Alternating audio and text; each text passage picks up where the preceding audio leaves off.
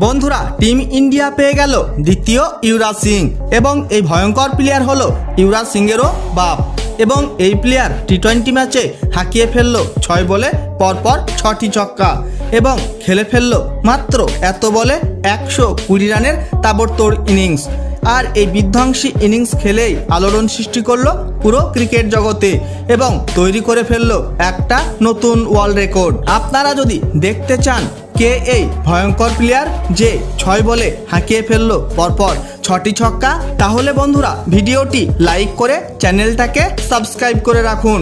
বন্ধুরা ডিপিএল এর একটা ম্যাচ খেলা হয়ে গেল নর্থ দিল্লি স্ট্রাইকার্স এবং সাউথ দিল্লি সুপারস্টারের মধ্যে এবং এই ম্যাচে সাউথ দিল্লির হয়ে ওপেনিং করতে এসে বিধ্বংসী ব্যাটিং করে ফেললো শ্রেয়াস আরিয়া এবং করে ফেললো সেঞ্চুরি মাত্র 40 বলেই। কিন্তু বন্ধুরা আসল মজা তখনই এলো যখন নর্থ দিল্লির হয়ে 12তম ওভার করার জন্য আসে মনন ভরদ্বাজ।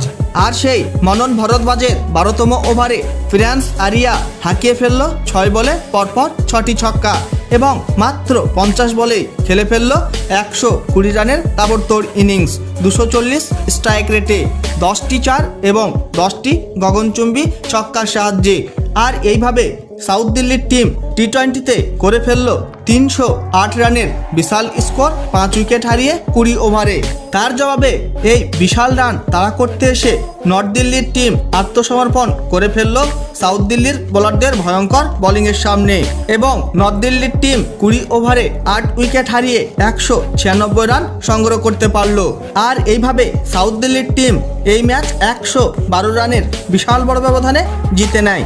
বন্ধুরা শ্রেয়াস আরিয়াকে কি ভারতীয় দলে সুযোগ দেওয়া উচিত কি উচিত নয় অবশ্যই কমেন্ট করে জানিয়ে দিবেন আপনাদের মতামত।